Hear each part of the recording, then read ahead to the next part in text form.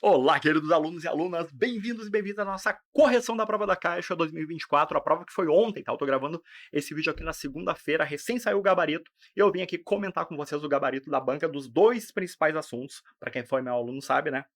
De atendimento bancário e conhecimento dos comportamentos digitais, mas tem alguns outros assuntos ali que eu dei ali um extra de presente para os alunos do meu curso, né, do meu módulo. Eles tiveram a parte de compliance, que caiu uma questão de LGPD. Eles tiveram um pouquinho da parte de TI, que caiu métodos ágeis. Então, eu vou resolver essas questões. Foram 17 questões ao todo da minha parte da matéria, tá? Então, eu vou resolver essas 17 questões aqui agora, comentando o gabarito da banca. Vamos embora? Vamos junto? Então, ó, deixa eu colocar aqui ao fundo já a nossa prova. Essa aqui foi a prova, tá? Eu peguei o gabarito número 1, então a ordem aqui muda, né? Porque tem o gabarito 1, 2, 3, 4, 5. Bom, esse aqui é o gabarito número 1. Então, vamos embora. Deixa eu ficar do ladinho aqui, ó, para ficar melhor, para ficar mais bonitinho, não ficar atrapalhando a tela. Então, vamos embora para a nossa correção. Vou começar pela questão 23, e a questão 23 era sobre LGPD, Lei Geral de Proteção de Dados, questão muito simples, muito direta, né? Que ele falava aqui, ó, sobre o encarregado, que o encarregado, isso aqui está lá no artigo 5º, o encarregado, ele faz o papel de canal de comunicação entre o controlador e os titulares, e entre o controlador e a Autoridade Nacional. A Autoridade Nacional, o nome completo dela, ANPD, Autoridade Nacional de Proteção de Dados. Cadê a ANPD? Justamente na letra D que a banca deu como gabarito, então, certo, não cabe recurso. Questão corretíssima aqui, questão número 23, ANPD é a nossa resposta. Beleza, vamos para a próxima. A próxima questão, então, primeira foi a 23, daí seguir adiante. Conhecimentos bancários. Rafael, tu tinha matéria em conhecimentos bancários? Tem? Sim, aquela parte de estratégia, etc. A banca colocou no edital dentro de conhecimentos bancários. E meus alunos tiveram isso no módulo. Então tá aqui, ó. Questão 27, ele falava sobre as, se eu não me engano, forças de Porter, foi isso? Vamos lá embaixo, ó, na 27 aqui, ó. Ó, tendo em vista a estratégia de competição concebidas por Michael Porter, ou seja, modelos de 5 forças. Qual é o modelo das 5 forças? Quem é meu aluno lembra? O RAPA. RAPA? RAPA. A banda, o RAPA, exato. Rivalidade entre os concorrentes, ameaça de novos entrantes, ameaça de produtos substitutos e os dois poderes. Poder de barganha dos clientes e poder de barganha dos fornecedores. Isso é o RAPA, essas são as 5 forças de Porter. Aí ele perguntava, ó, a principal força competitiva oriunda dos novos serviços oferecidos pelas fintechs. Os novos serviços é o quê? Poder de negociação dos fornecedores, poder de negociação dos clientes, compradores, né? Monopólio dos novos entrantes, não existe isso. Não é monopólio de novos entrantes não existe. Ameaça de novos entrantes, ok? E rivalidade dos concorrentes. Beleza, essas 4 são 4 das 5 forças de Porter. Tá? Agora vamos ver no texto qual que é a força que ele faz, que ele fala.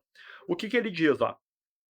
Uma nova forma de fazer negócio impulsionada, eu tô aqui, ó.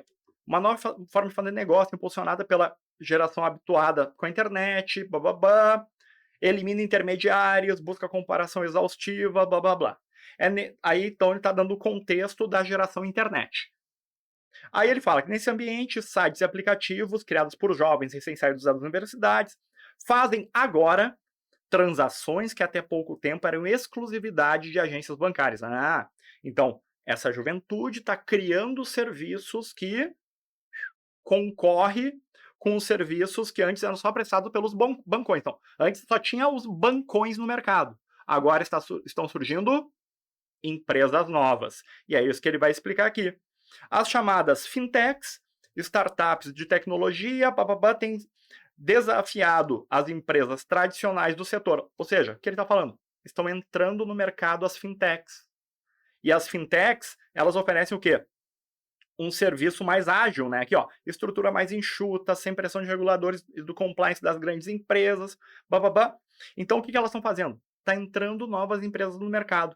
Em nenhum momento ele falou em negociação com fornecedor e cliente. Então, não é poder de barganha. E aí, Rafael, não pode ser a rivalidade entre os concorrentes? Não, por quê? Porque as fintechs não estão estabelecidas no setor. Ele deixa claro que as fintechs estão entrando no setor. Ele deixou muito claro isso no texto, né? Essas fintechs estão surgindo e desafiando os bancos tradicionais. Então, não é rivalidade, porque as fintechs não estavam no mercado. E, depois, outro detalhe, a rivalidade ela é o somatório das outras 4 forças. Em nenhum momento ele disse isso no texto. Então, só sobra a letra D como gabarito, que é a ameaça de novos entrantes, novos concorrentes no mercado, tá? Que é uma das ameaças. A outra ameaça seria a ameaça de produtos substitutos. E eu achei bem interessante essa questão, sabe por quê? Se a banca tivesse colocado uma das alternativas, ameaça de produtos substitutos, podia dar recurso, podia dar briga, porque a galera fica pensando assim, ó, não, peraí, a fintech, na verdade, ela tá sendo um novo entrante no mercado? Tá, mas ela também está fornecendo um produto que, de certa forma, substitui do bancão lá de maneira... Para evitar esse risco, a banca, inteligentemente, nem colocou alternativa à ameaça de produtos substitutos. Ela colocou só a ameaça de novos entrantes, então está muito claro, letra D, esse é o gabarito, não vejo possibilidade de recurso. Então, está aqui dentro de conhecimentos bancários, eu tinha falado na revisão, eu tinha falado para os alunos, eles adoram cobrar o RAPA, e eles cobraram o RAPA.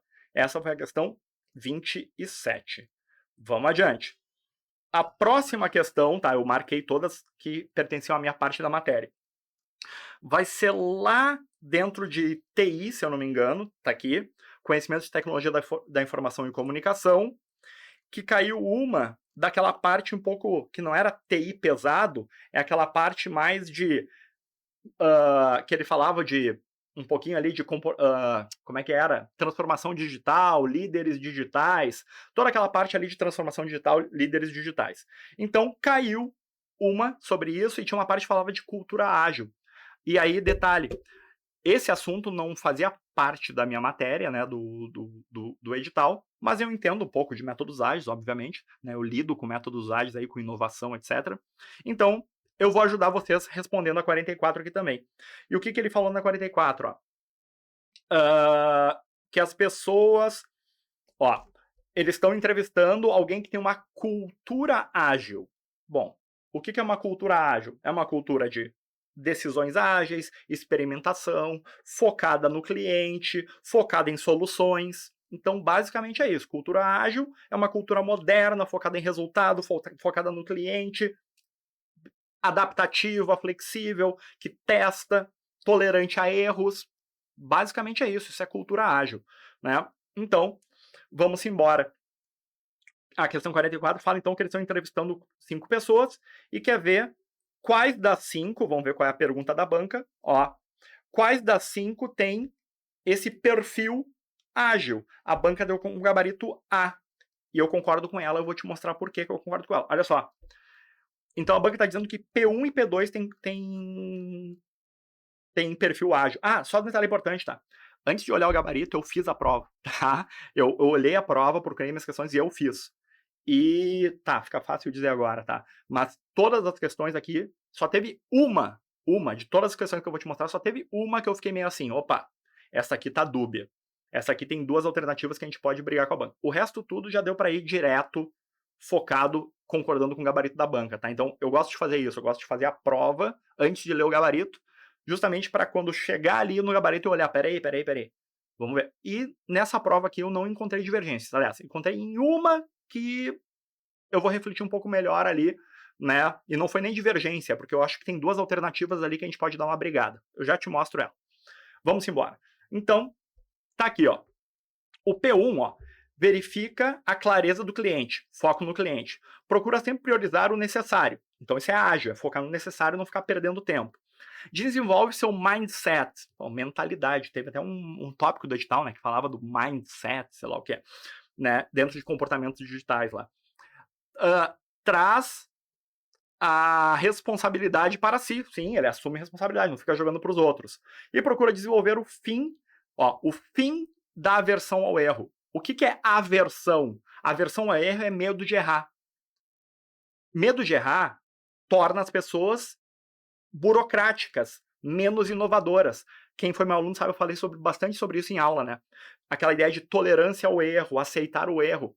Isso em design thinking a gente falou dentro de comportamentos digitais, essa ideia de moderna de, tolerância ao erro. Não tem que ter medo, não tem que ter aversão ao erro. Aversão é ter medo, é evitar o erro todo. Não, não.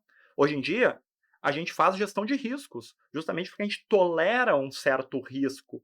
E a gente tolera também erros, porque o erro faz parte do processo de inovação. Então, ele quer o fim dessa cultura de evita erro. Então tá certo, ele quer o fim da aversão, o fim do evitar erro. Ele quer o quê? Que passem a ser tolerados erros. Então, a primeira tá certa. P2. Trabalha com uma mentalidade flexível, perfeito. Aberto a experimentações, olha que delícia. Contínuo aprendizado, perfeito. Ajustando as novas situações, perfeito, isso é flexibilidade. Além de sempre procurar, foco no cliente, interagir com o cliente buscando satisfazê-lo. Pronto. Ficou claro que 1 e 2 tem mentalidade ágil. Agora a gente faz o quê? Você tinha a opção de já marcar a letra A, que era a que falava do P1 e P2, ou você vinha e descartava as outras e perdia um pouco mais de tempo na prova. Beleza, faz parte do jogo, né? Tem que dar uma lida para, vamos ver se é isso mesmo. Procura estabelecer sempre o domínio do problema, dominar o problema, e aí já fica um negócio, como assim dominar o problema? Ficou meio dúbio você dominar, porque primeiro que ninguém domina o problema. Mas domínio é entender o problema, aí estaria certo. Focando só no problema, e aqui está o erro. Não tem que focar no problema, tem que focar na solução. A gente falou sobre isso na aula e na revisão. Aquela ideia assim, o cara que foca só no problema, ele fica vivendo o problema, não tem que entender o problema e focar na solução. Separando as funcionalidades do problema e resolvendo de acordo com os requisitos do cliente. Aqui dá certo. Sem questionar se os requisitos... Não, aí não, né? Então, tem um erro aqui, no focar só no problema, e o outro é não ver se os requisitos estão certos. Então, completamente errada P3. P4. Procura fazer uma boa análise dos requisitos, certo? Utilizando técnicas típicas como a Rational Unified Process. Pode ser, por que não? Né? A unificação racional de processos. Tá. Visando construir modelos que definam a solução do problema e focando nos objetivos que o cercam. Tá, não tem nada de absurdo aqui. Faz os orçamentos e cronogramas bem sustentáveis, verifica o cumprimento de cada etapa através de pontos de decisão e, caso de errado, verifica quais fatores externos influenciados no erro. Então aqui a gente começa a olhar que tem uns detalhes. Isso aqui tá meio burocrático demais, isso aqui não é ágil. Técnicas típicas do modelo racional unificado. Então já meio que burocratizou. Tem que ser isso. Não tem que ser isso. Tem que ser flexível, etc. Orçamento sustentável, ok. Cumprimento de cada etapa de pontos de decisão, ok. Caso de errado, verifica quais fatores externos e cadê os internos. Então faltou coisa, tá vendo que é aquela típica alternativa da Cisgana Hill que tá faltando coisa. Compara com a primeira e a segunda, que tu vê que que são certas, e tu vê que a quarta tá, peraí, a banca viajou. Vamos adiante. E o P5 estabelece metas construídas antes de serem mostradas aos clientes. Pelo amor de Deus, a meta ela tem que ser combinada com o cliente, cliente-centrismo. Então, errado, e aí confirma nosso gabarito. Letra A, P1 e P2 tem uma mentalidade ágil. Perfeito. Então, vamos embora. Essa aqui foi a número 44. 45 era TI pura, e com isso matamos essa parte, vamos para conhecimentos dos comportamentos digitais. Aí ele começa falando sobre uma metodologia ágil. A banca adorou perguntar sobre métodos ágeis, né? Então, teve uma questão aqui 44 sobre a ágil, mentalidade ágil, e aqui ele falou sobre o Lean Manufacturing, tá? Apesar de eu não ter dado aula de metodologias ágeis, porque eu não dou essa aula, eu conheço metodologias ágeis porque eu trabalho com elas no dia a dia. Tá? Então, aqui Lean Manufacturing, e o que ele está perguntando aqui basicamente é o princípio valor. Rafael, então se eu não soubesse os princípios de Lean Manufacturing, eu ia errar? Não, de jeito nenhum, sabe por quê? Porque você teve aula comigo de valor percebido. Você sabe que valor é valor percebido pelo cliente. Entregar valor é entregar conforme as necessidades do cliente.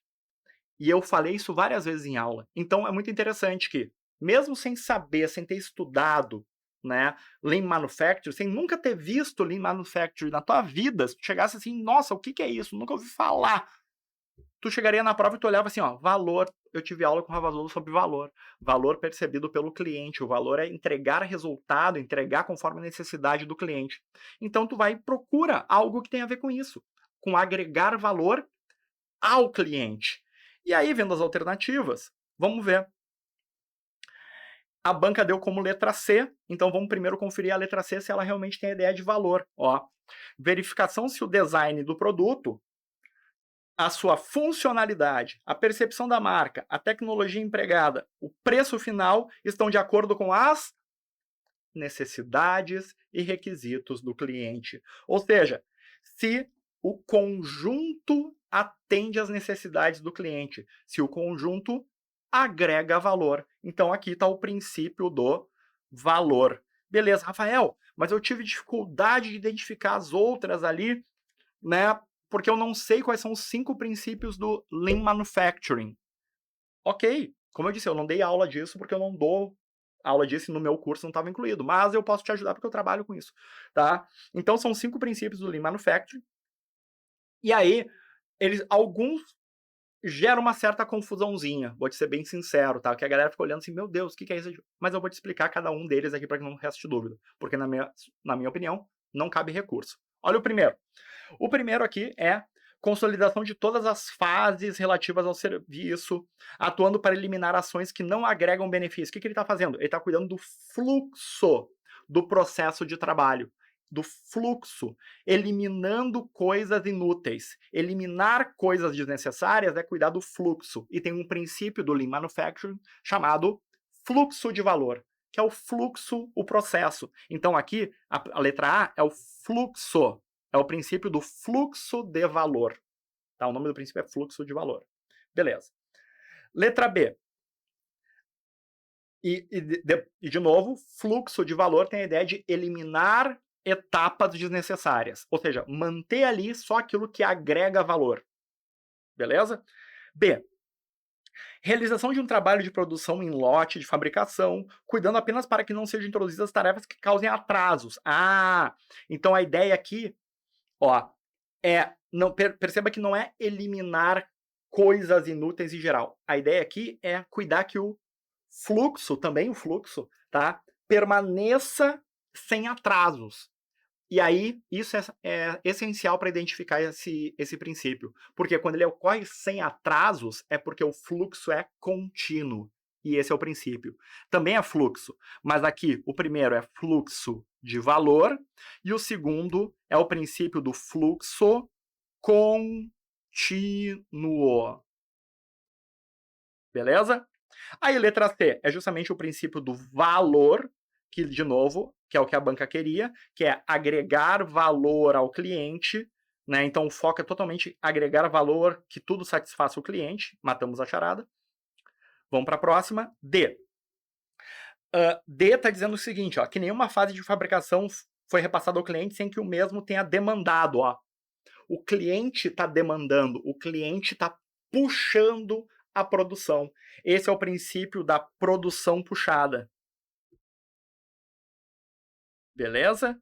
E o último, estabelecendo de fluxo de trabalho com etapas bem produzidas, bem testadas, é o último princípio, tá? Não tem nem o que discutir, é o último, que é tudo funciona de uma maravilha. Né? Eu sempre brinco sobre esse, que é tudo funciona como uma maravilha, porque o nome do princípio é o princípio da perfeição. Então, sim, tem um princípio chamado perfeição, que é esse último aqui, que é quando tudo funciona, que é uma maravilha. Aqui estão os 5 princípios da Lean Manufacturing, tá? Que é Lean é enxuto, que Lean Manufacturing é produção enxuta. Esses são os 5 princípios da produção enxuta. Geralmente eu abordo esse assunto nas aulas de gestão de materiais, gestão da produção, etc. Tá? Eu não dei aula sobre isso porque eu não dei aula sobre métodos ágeis nesse curso especificamente, tá? Mas eu posso te ajudar, por isso que eu estou respondendo para ti. Então, letra C é nosso gabarito. Vamos embora? Questão número 47. E aí, caiu sobre liderança. E caiu um conceito muito fácil de liderança, que é os dois, é a abordagem comportamental de segurança, de liderança, e aquela ideia do comportamento do líder, comportamento de tarefas ou comportamento de pessoas. Líder focado em tarefas, líder focado em relacionamento. Então foi bem simples aqui, porque em todo tempo, constrói uma relação significativa com sua equipe. Lendo essa última já dava para responder. Foco na equipe, mas aí ele também falava aqui em cima, valoriza as pessoas, preocupação com as pessoas. Ou seja, o tempo todo ele está dizendo assim, as pessoas, a equipe. Ou seja, é o líder focado em pessoas, que é o líder focado em relacionamento. Então, isso aqui a gente falou bastante em aula. Comportamento de tarefas é o líder focado em resultado, em tarefa, em fazer a coisa acontecer. Líder focado em pessoas é o em relacionamento. Então, o tempo todo ele deixou muito claro. As duas possibilidades aqui eram A ou B, os outros não existem. Tá? Ou era A ou era B. Ou é líder de tarefas ou é líder de relacionamento. E nesse caso, ficou muito claro, B de bola, líder de relacionamento. Matou a charada. Questão número 48. Aí ele cobrou sobre inteligência emocional. Ele cobrou o conceito lá do Fórum Econômico Mundial. Meu Deus, Rafael, eu nunca li nenhum texto do Fórum Econômico Mundial. Quem é meu aluno sabe, e quem quiser comentar aqui dos meus alunos aqui nos comentários, fala. Meu aluno, eu sempre digo assim, não precisa decorar, não tem como decorar todas as fontes possíveis, né, que a banca pode consultar, mas tu tem que ter uma visão geral da coisa. E qual é a visão geral de inteligência emocional? Saber, vamos lá, 2 ideias básicas. Saber interpretar, reconhecer e gerenciar os próprios sentimentos e os sentimentos dos outros. Isso é ter inteligência emocional. É autopercepção dos sentimentos, autocontrole dos sentimentos de si e saber interpretar e reagir corretamente aos sentimentos dos... desculpa, estou falando sentimento, o correto é a emoção. As emoções dos outros, tá? Então, entender as próprias emoções e gerenciá-las, entender as emoções dos outros e reagir adequadamente. Isso é ter inteligência emocional, a gente falou bastante disso em aula. Então, vamos lá. Ele quer o que não pode ser associado com inteligência emocional. Vamos lá. Tem um apelo intuitivo na inteligência emocional? Tem. Uma intuição, uma percepção, aquela ideia de perceber. Pois a intuição sugere que as pessoas que conseguem detectar as emoções das outras, eu consigo perceber as emoções em ti, consigo controlar as minhas e lidar bem com interações sociais, tem uma vantagem no mundo dos negócios. Sim.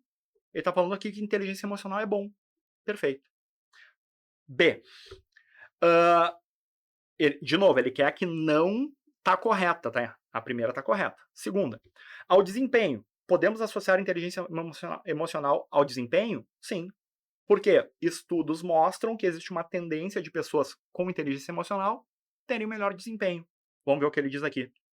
Evidências empíricas sugerem que, de modo geral, a inteligência emocional de uma pessoa quanto maior a inteligência emocional, melhor seu desempenho. Certo. Beleza. Letra C, que segundo a banca é o que está errado. Mensuração e mapeamento de alta validade. E aqui tem um erro. Não existem instrumentos, a gente falou sobre isso em aula, não existem instrumentos perfeitos de alta medição que meçam, e de alta validade que meçam inteligência emocional. Inteligência emocional tem muito de empírico, como disse ali a letra B, evidências empíricas, mas não uma medição perfeita. Por quê? Porque é de emoção, é algo qualitativo, não é um número. A inteligência emocional dessa pessoa é 18. Não existe isso, né? Então aqui já ficou meio estranho. Mensuração e mapeamento de alta validade, mas vamos adiante. Pois as avaliações de inteligência emocional foram submetidas a estudos rigorosos que evidenciaram a parte cognitiva da inteligência e a sua avaliação através do quociente de inteligência, o QI. Ele misturou tudo aqui, porque, lembra? QI, a gente falou sobre isso em aula. A gente começou a aula falando sobre isso, que QI é uma maneira geral de chamar uma pessoa de inteligente, só que QI é a inteligência cognitiva, que, na verdade, é a inteligência lógico-matemática. Aqueles testes de QI que diz, o fulano tem QI 120, não é uma inteligência geral, é uma inteligência cognitiva de uma base lógico-matemática.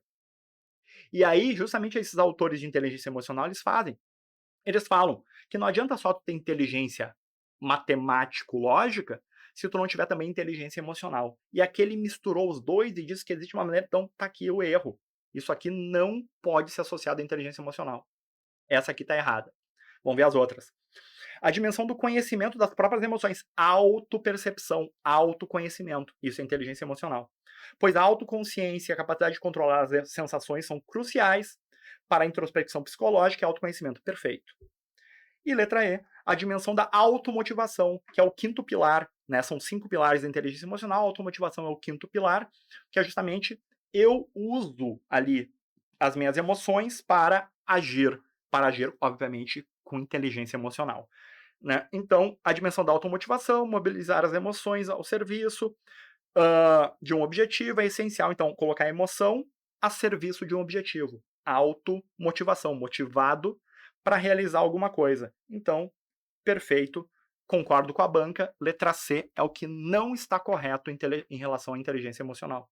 Porque ele misturou com inteligência cognitiva, que é o QI, e ele, além disso, ele diz que dá para medir perfeito. Não, não existe essa mensuração.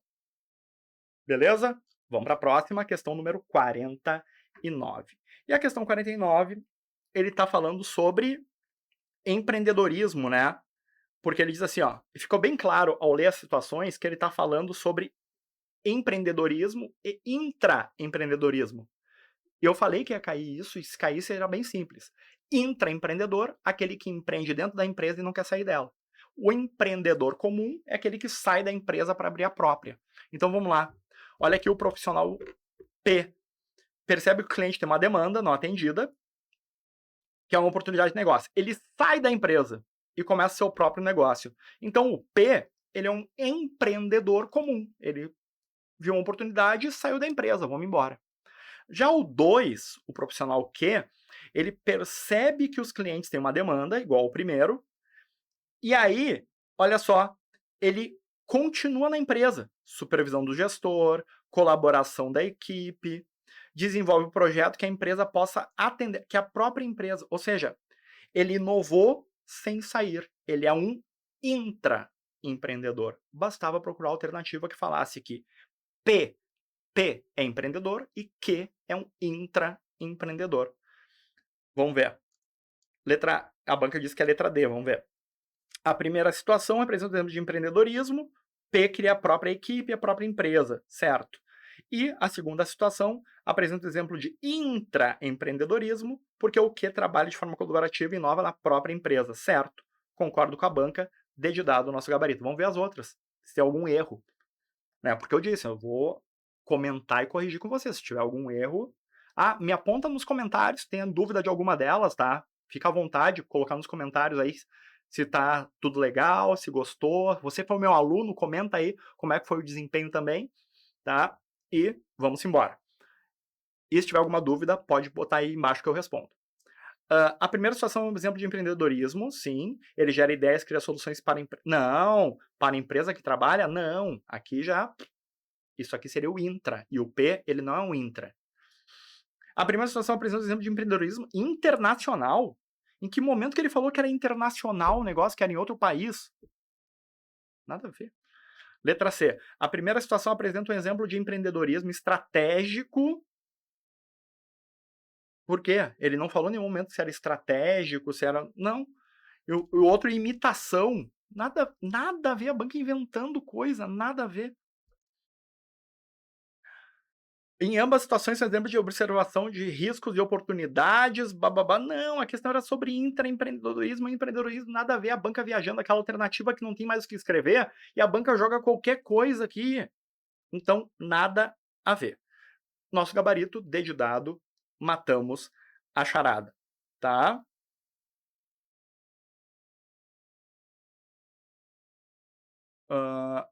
Mas tem um erro no final também aqui, né?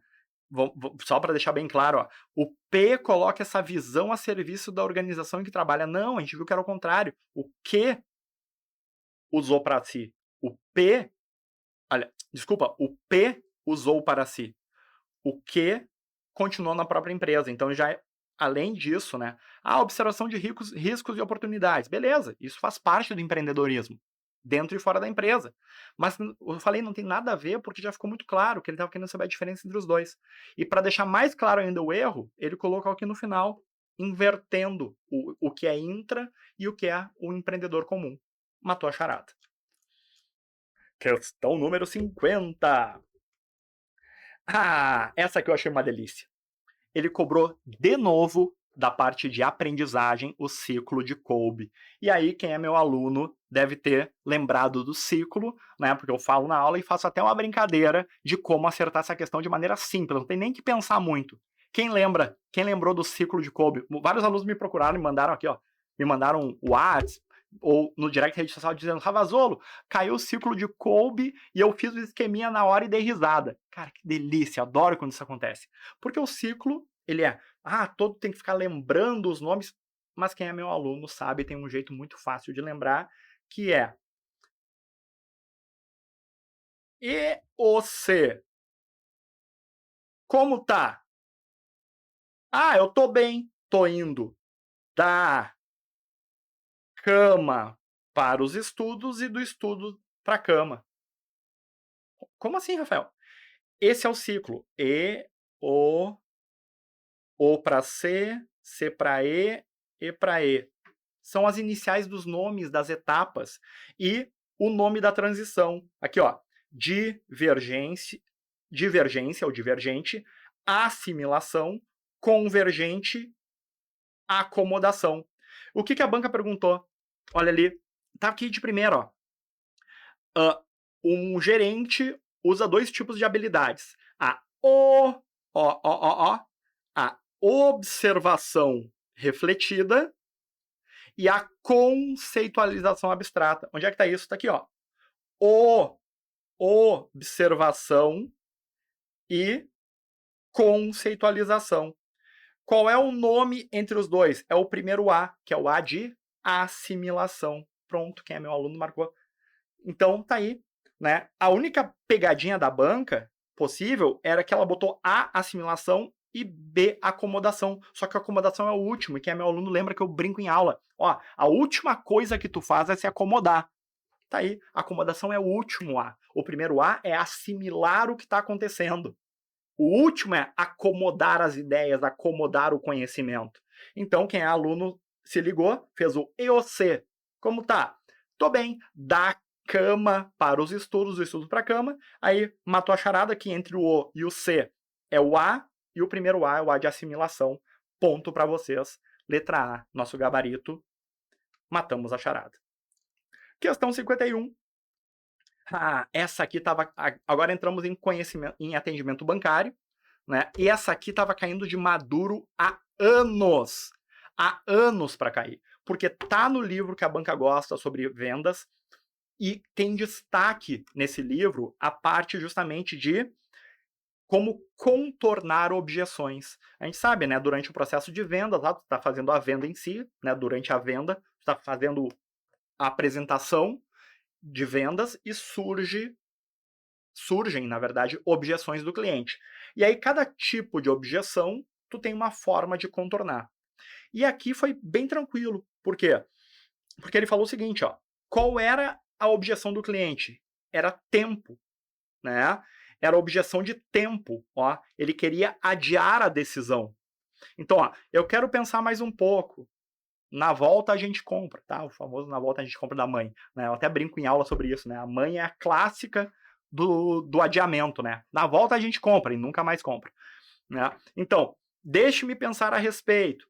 Tenho que falar com o meu chefe. Devo aguardar até o próximo período. Ou seja, tudo ele está adiando a decisão. Como contornar isso? Tá deixando bem claro que ele não quer ou não pode, ver que ele tem que falar com o chefe, né? Ele não quer ou não pode tomar aquela decisão no momento. Então, com base nisso, basta buscar uma alternativa em que ele consiga deixar garantido esse contato oportuno depois. Ó, tá beleza, tu não pode decidir agora, seja porque tu não quer, porque tem que esperar o próximo período, ou tem que falar com o teu chefe. De novo, o adiamento pode ser porque ele não quer tomar a decisão naquele momento, ou porque ele não pode. Tá, se tu não quer ou não pode agora, vamos agendar para depois. Essa é a forma de superar essa objeção. É já deixar um compromisso de que a gente vai conversar depois, né? Então, se tua mãe chegasse assim pra ti, ó, não, na volta a gente compra. Aí tu chega pra tua mãe, né, pequenininho, claro que nem tem essa noção, mas eu brinco sobre isso em aula. Chega pra tua mãe, mãe, olha só, beleza, vamos voltar depois. Tá, mãe, que horas a gente vai voltar? Só pra eu marcar na minha agenda. Ah, daí tua mãe ia fazer o quê? Ia te dar uns tapas no meio da rua. Por isso que você não fazia. Bom, mas vamos embora. Tu entendeu a lógica. A lógica de contornar uma objeção de adiamento é já deixar pré-agendado para depois. Conseguir um compromisso de atendimento futuro. Então vamos lá. Adianta ele tentar convencer o cliente da importância do problema e da solução? Cara, se tu ficou em dúvida na letra A, eu quero que tu pense assim, ó. Se ele tem que falar com o chefe, essa solução A resolve isso? Não, porque ele tem que falar com o chefe. Ele já sabe da importância, mas ele tem que falar com o chefe. Ele tem que esperar terminar o ciclo do orçamento. Ele talvez saiba a importância do produto, só que ele tem que esperar. Então, a letra A não resolve. Então, bastava tu fazer essa crítica a cada alternativa. B. Confrontar o cliente, pedindo que ele repita e esclareça as objeções, mas ele já esclareceu. Isso aqui não resolve o problema. Reconhecer que seu serviço não atende. Não é questão de serviço não atender. A questão é, o cliente precisa de tempo. Letra D. Solicitar um compromisso em relação a uma ação futura. Foi isso que a banca deu de gabarito e eu concordo com ela. Um compromisso futuro. Ó, por exemplo, um encontro com um chefe ou quem possa ter influência. Beleza, você tem que falar com o teu chefe? Podemos marcar de eu estar junto nesse seu encontro com o seu chefe, para que eu possa apresentar para ele e tal. Podemos marcar para quando? Quando que fica melhor? Ah, quando acabar o semestre. Beleza, o período financeiro acaba quando? Ah, no final do semestre. Então, posso vir na primeira semana após o fechamento do semestre? É isso. D de dado, nosso gabarito, matou a charada. E letra E. Encarar o potencial cliente como um oponente, pelo amor de Deus, nem continua lendo essa coisa. Matou? Vamos embora. Questão número 52. Que aí ele está falando sobre mindset clientocêntrico. Adorei o clientocêntrico. Clientecentrismo. Né? Clientecentrismo é a base de várias matérias ali, né, que, da minha parte do edital. Atendimento é clientecentrismo, experiência do consumidor é clientecentrismo, a parte de comportamento do consumidor, clientecentrismo, questões que até que não caíram, né, na prova ali, tipo design thinking é cliente-cêntrico, né? Então tem vários aspectos ali, design de serviços também. Então, ele fez isso. E essa aqui, a 52, é a questão que eu encrenquei. Então, sendo bem honesto com vocês, eu marquei letra B de primeira, tá? Porque eu acho que, ok, é um desafio grande a questão da cultura cliente-cêntrica, só que eu marquei a letra B, mas eu encrenquei com a D. E eu já vou te mostrar por quê. Tá, então essa questão ela é basicamente uma entrevista lá com o presidente da Caixa, em que ele fala que tem que ser cliente-cêntrico, tem que ter foco no cliente, tá? Então ele está mudando as estruturas internas em busca de maior foco nos clientes. E para mim, foi por isso que eu marquei a letra B. Tá? Eu marquei a letra B por causa dessa frase aqui. Ele está mudando as estruturas internas em busca de maior foco no cliente. Tá? E aí ele diz que o cliente-centrismo tem vários benefícios, mas também desafios. Vamos lá. Vamos ver quais são os desafios que ela botou aqui de alternativas. Coleta de dados demográficos para entendimento das necessidades. Não, dado demográfico, tu não entende necessidade. Lembra que para entender verdadeiramente necessidade, a gente geralmente usa um mapa de empatia, que é uma análise mais profunda, que não é apenas demográfica. Então, demográfico para necessidade é muito pouco. B. Desafio. Falta. E depois, né? Coletar dado demográfico é fácil. Não é um desafio coletar dado demográfico. Isso é tranquilo. Isso a gente encontra lá no site do IBGE, tu encontra um monte de dado demográfico. No cadastro da Caixa, tu sabe nome, idade, renda, dado demográfico é fácil de conseguir. B. Falta de uma cultura organizacional centrada no cliente. Ah, isso é um desafio. Falta de uma cultura clientocêntrica e de líderes que estimulem essa cultura. Então, B de bola. Então, eu marquei a letra B de primeira, por quê? Porque isso é uma mudança na estrutura interna, a cultura da organização em prol do cliente. E isso, ele diz que é o maior desafio, que é o maior, se é o segundo maior, é meio subjetivo. Mas é um enorme desafio. Uma cultura cliente-centric. A gente falou bastante sobre isso na aula. Né? A questão de tem que ter uma cultura focada no cliente. Todos os textos que falam de cliente-centrismo, eles falam da importância da cultura centrada no cliente. E foi por isso que eu marquei a letra B. Letra C. Personalização e customização de soluções mediante gatilhos de incentivo na primeira compra para que o consumidor queira fornecer seus dados. Nossa, tá vendo que ele fez uma mistura que não tem nada a ver com cliente cêntrico? É um desafio personalizar e customizar na primeira compra. O objetivo é que o cliente forneça dados. Nada a ver. D. Aliás, eu vou deixar a D por último. Deixa eu ler a E para ficar bem claro o erro. Medição da satisfação e fidelização do cliente com o intuito de destacar áreas que necessitam de melhorias. Isso aqui não é difícil. Medir a satisfação e fidelização, tem medidas que fazem isso, né? NPS faz isso, Network, Net Promoter Score, o NPS faz isso, avaliação de qualidade lá, tudo isso faz. Então, não é difícil, tá? Então, esse não é um grande desafio. Isso aqui já é feito. O desafio é ter uma cultura centrada no cliente e, letra D, cocriação de valor com os clientes para criar serviços ou experiências que ofereçam valor adicional. Eu acho que a banca botou esse adicional aqui no final só para dizer assim, ó, que não é adicional, é valor percebido. Mas para mim esse adicional não faz diferença se ele está ou não, porque é agregar valor. Tudo que eu agrego de valor é adicional. Então ter o adicional ali ou não é redundante, não faz diferença na análise da questão. Agora, cocriação é importante. A cocriação é uma das características do cliente-centrismo. O cliente participa da criação, ele cocria, ele participa da criação justamente para que suas necessidades sejam atendidas. Então, eu fiquei entre B e D, tá? Eu marquei B de primeira por causa da questão da estrutura interna, que é o que ele diz aqui, ó. Mudanças na estrutura interna. E por quê? Porque a D está associada, ok, preciso de uma mudança interna, mas a D está associada mais ao externo, ao cocriar com o cliente, tá? Que é uma relação externa. Então, por isso que eu achei assim, ó, tá, comparando as duas, eu vou de B. Até porque a cocriação, para que ela exista, antes dela vem uma mudança de cultura. Então, nessa questão, tá? Por isso que eu gosto de fazer antes de saber o gabarito. Para eu entrar na lógica da banca e poder dizer para vocês como é que eu respondi. Eu respondi como? Por que eu marquei letra B e não letra D? Por quê? Na minha cabeça, vamos lá, ponto 1, ele foca mais em fator interno, nesse caso a cultura. Ponto número 2, a cultura dá origem a tudo. Então, como é maior desafio, eu penso em desafio prioritário, alguma coisa nesse sentido. E aí, a mudança cultural. Porque se eu não tiver uma mudança cultural, eu não vou jamais cocriar, etc, etc. Então, eu acho que a banca não vai anular essa questão. Eu acho que ela vai confirmar o gabarito letra B de bola. Mas, se você marcou D e quiser tentar, você pode pegar aí e falar um pouco que a cocriação faz parte do cliente-centrismo, é essencial fornecer serviços, né, centrados na necessidade do cliente. Para isso é fundamental a participação do cliente na construção.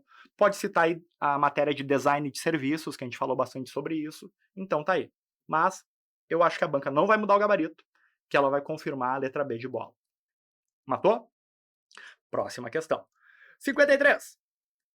Inbound marketing, beleza? E dá todo um negócio aqui de inbound marketing, tá? E lá só que não é sobre inbound marketing, a questão é sobre gatilhos. E qual é o gatilho? Esse aqui eu falei na aula, na revisão, em todas as minhas revisões eu falei desse gatilho aqui, né? Olha que delícia. Tu dá um material, eu até usei esse exemplo. Eu te dou uma apostila e tu me dá os teus dados de cadastro. Eu te dou um material e tu depois, tu gosta de mim, quer meu... né? Eu falei que isso acontece bastante na internet, né? O pessoal conteúdo de graça, para que depois o pessoal fique, pô, esse cara deu conteúdo de graça, agora eu vou fazer o curso dele, tá? Aqui, ó. Ato extremo de honestidade com vocês. Esse vídeo aqui usa o mesmo gatilho. Que gatilho é? Eu tô te dando, ó, um material rico, explicação, correção da prova, para que depois você se sinta comovido a ponto de querer, vou comprar um curso do Ravasolo no futuro, porque eu percebi que ele explica bem, que eu gostei do jeito dele. Que gatilho é esse? Reciprocidade. Eu te dou uma coisa, você me dá uma coisa. Pronto. Matou a charada. Em nenhum momento ele falou que algo era escasso tá faltando alguma coisa, né? Tá acabando alguma coisa. Em nenhum momento ele falou sobre aprovação social, que é os outros recomendando. Em nenhum momento ele falou sobre autoridade, afeição, tipo, é uma pessoa especialista, não. Em nenhum momento ele falou sobre esse comprometimento e coerência, eu me comprometo com isso. Não. O foco aqui é reciprocidade. Eu te dou uma coisa, você me dá outra. Então, questão 53. Matou a charada.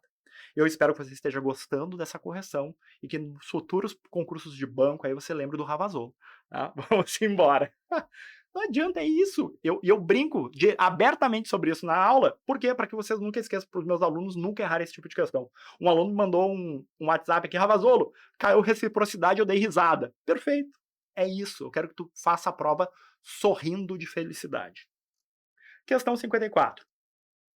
A questão 54, aquela clássica, né? Olha aqui, que a situação descrita é um exemplo D, vamos ver o que aconteceu.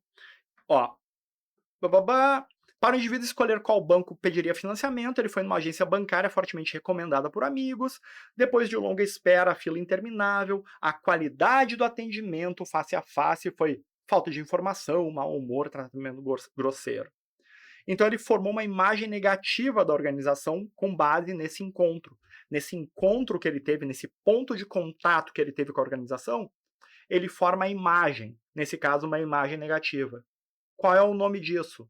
Momento da verdade. Momentos da verdade são todos os momentos em que um cliente entra em contato com a organização e é justamente a definição. Nesses momentos ele forma a imagem dele sobre a organização. A visão dele sobre a organização. Nesse caso, uma visão que a organização é terrível. Tá? Mas o nome geral da teoria é a teoria dos momentos da verdade. Então, matou a charada, letra E, nosso gabarito. Rafael, não é um gargalo, deserção, não podia ser deserção, porque ele desertou. Não, ele nem era cliente para desertar, ele foi lá e... Então, flor de serviço é aqueles serviços complementares, tem nada a ver com isso. Incidente crítico não tem nada a ver com isso, é gargalo, um gargalo no atendimento, mas não tem nada a ver com isso. O foco aqui é a teoria geral, que é momentos da verdade. Já caiu isso antes em prova. A banca adora perguntar sobre isso, desses momentos de contato. Questão 55. Essa aqui sempre cai, né? Sempre cai ou segmentação ou posicionamento. Nesse caso aqui, caiu segmentação. E ficou muito claro que, olha aqui, ó. A instituição bancária visava, tá aqui, ó, visava apenas os clientes, ó, ela visava apenas os clientes, vou pegar de novo a canetinha, apenas os clientes cujas necessidades ela poderia atender. Então, ela está focando em apenas alguns, ela está focando apenas em um pedaço, tá? Pela personalização de conteúdo, publicidade direcionada para esse público. Ou seja, o que ela fez? Ela selecionou um grupo e está prestando serviço só para ele. Ou seja, ela fez uma segmentação de mercado. Pronto. Tá aí. Se ficou dúvida alguma outra aqui, tá? Porque é o único que tem a ver com o que a banca está perguntando, tá? Rafael, mas segmentação de mercado é só para o marketing digital? Não, ele não falou que é só para o marketing digital. Segmentação de mercado é um conceito do marketing. E lembra da aula de marketing digital que eu falei? Marketing digital, ele é tudo que a gente aprende sobre marketing aplicado no mundo digital. Mas tudo do marketing vale para marketing digital. Tá? Talvez de uma maneira um pouco diferente pelas ferramentas, mais ágil, etc. Né? Mas isso aqui é básico para qualquer ação de marketing. Segmentação de mercado. Identificar os públicos, focar nesse público e personalizar o conteúdo para esse público. Então, letra D de dado, segmentação, nosso gabarito, matou. Questão 56. Escala da lealdade de Payne. Essa aqui é aquela questão que eu sempre digo, presta atenção que eu vou dizer agora, eu sempre digo para meus alunos, ó, a César Graham Hill, em toda a prova, ela traz um assunto ou um autor meio diferentão. Diferentão em que sentido? Porque, assim como tem a escala da lealdade de Payne, existem outras 20 escalas por aí. A banca já cobrou NPS, né, que é uma escala de fidelidade, né, o Net Promoter Score. Então, em vez de cobrar o NPS, ela cobrou a escala de Payne. E aí, se a gente for estudar e decorar na aula todas as escalas que existem, a gente vai ficar estudando só escala, porque vai ocupar 3 meses de estudo e mesmo assim tu não vai ter decorado todas as escalas que existem na literatura. Então essa é aquela típica questão que a banca surpreende. E toda vez a César Graham faz isso. Ela pega um autor que nunca tinha cobrado antes, um jeito diferente, assim como caiu, ó. Vou te dar outros exemplos. O próprio NPS, venda por insight, que caiu no Banco do Brasil ou Banrisul, agora não lembro. Venda por insight é um assunto diferentão. Sempre a banca... E aqui foi o autor específico. A banca sempre faz isso. Legal. Só que, e aí que vem aquilo que eu digo para os meus alunos, tu não precisa decorar todas as escalas. Tu precisa ter uma noção do significado das palavras. E vamos lá, olha aqui. A escala de Payne, tá, para vocês terem ideia, ela tem 6, dependendo do autor até 7, tá? Eu já vi com 7 até, mas geralmente 6 graus, tá? Os 6 graus é uma questão de lealdade do cliente, mas aquela ideia de uma segmentação comportamental. É o comportamento do cliente em relação à empresa. Por exemplo, se o cliente nunca comprou, ele é um cliente potencial. E esse é o nível 1 da escala. O nível 1 da escala é o cliente potencial. É aquele que nunca comprou, mas ele tem potencial para comprar. E aí tu lê o cliente P e tu vê alguém que a organização acredita que pode ser persuadido. Ou seja, ele não é cliente. Ele pode ser, ou seja, ele é o prospect, o prospecto. Né? É que essa escala original é em inglês, né? E no inglês ele chama de prospect. O prospect é o cliente potencial. E aí tu vem aqui nas alternativas e tu vê, ó, se esse cara ainda não comprou, ele não pode ser defensor da empresa. Ele não é parceiro dela, nem comprador. E aí tu já matava. Tu já ficava assim, ó, pô, será? Será que é letra E? E aí tu vem para o cliente Q. Alguém que recomenda ativamente a terceiros, mas não é um parceiro. Ah, e aqui ele já entregou. Ó. Não é um parceiro, mas ele recomenda ativamente. Ou seja, ele defende a empresa. É o defensor, que é a penúltima etapa. Então tá aqui, ó, que é o penúltimo da escala. Tá? Então, na escala de Payne, ficou muito claro. Mesmo sem nunca ter lido a escala de Payne, só pelas palavras usadas, você já podia gabaritar. Letra E. Tá? E a escala começa com o potencial, que é justamente o cliente P. Aí depois vem o comprador, que é aquele que comprou uma vez. Aí depois ele chama de cliente. O que é cliente? É aquele que compra mais vezes. Sim, ele faz uma diferença entre o comprador e cliente, né? Tem vários autores que tratam como sinônimo, mas aqui ele diferencia. Comprador é aquele que comprou uma vez. Cliente é aquele que comprou mais de uma vez. Depois do cliente vem o adepto. O que é o adepto? O adepto é aquele que compra várias vezes, tá? E que compra só de você. Beleza? Então, é muito interessante que esses 3 aqui, ó, são bem parecidos. Em termos assim, ó, é o que compra. Só que eles compram em escalas diferentes. O comprador comprou uma vez só, o cliente compra recorrentemente, mas também compra de outros, e o adepto é aquele que basicamente só compra de ti. Depois do adepto, vem o defensor, que além de comprar, ele te defende, ele te recomenda. E o último é o que ele disse, ó, parceiro. É o parceiro. O parceiro é aquele que faz tudo isso. Ele compra, te recomenda e ele já tem uma relação de parceria muito forte com a organização. Então essa aqui é a escala do Payne. Matamos a charada, letra E, nosso gabarito. Vamos embora. Questão número... Estamos na reta final já. 57. Resolução 4860 da ouvidoria. Simples e direto, a banca foi no conceito lá, né? O que é a ouvidoria? Tá aqui, ó. É um canal de comunicação entre a instituição e os clientes, inclusive para mediar conflitos. Foi simples e direto. Qual é o erro da A? É o atendimento habitual? Não! Ela não faz o atendimento habitual. Ela faz o atendimento em última instância, depois que deu alguma coisa no habitual. Atender e solucionar em primeira instância? Não, não é a primeira instância. Ela é a última instância. Canal de comunicação entre o Bacen e os clientes? O que tem a ver o Bacen e os clientes? Canal de comunicação entre o Bacen e... De novo? Nada a ver. É canal entre a instituição e os clientes e usuários, que é o que está na letra E. Então, confirmado o gabarito. Questão 58. Fala sobre a Lei 1048, que é sobre prioridade no atendimento.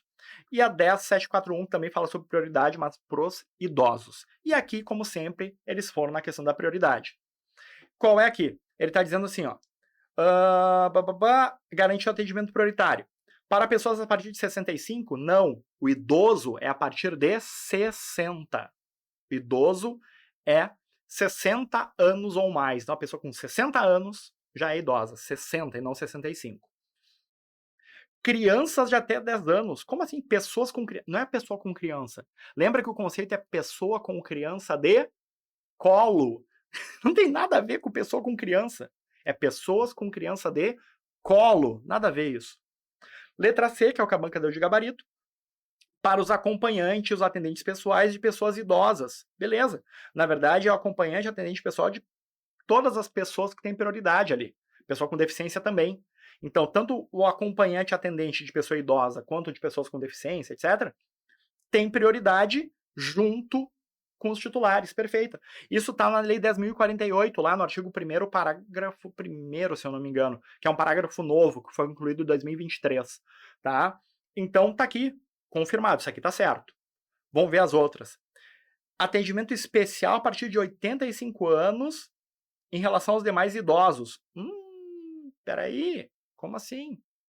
Não é 85, a idade é 80. Então é o mesmo erro da letra A. Assim como A não é 65, A é 60, aqui é 80.